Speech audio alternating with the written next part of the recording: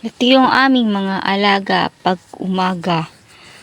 Pinapakain ng aking honey bebe. Tunghayan natin ang situation pag umaga. Everyday life.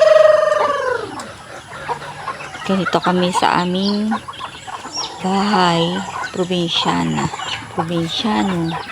Bicolano. Daming bitaw. Bicolana. Simpleng buhay, masaya. May mga alaga sa paligid na naibebenta.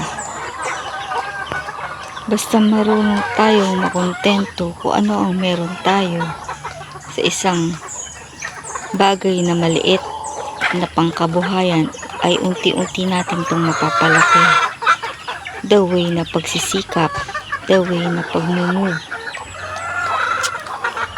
Gawin natin itong inspirasyon sa ating buhay at pang araw-araw na kabuhayan na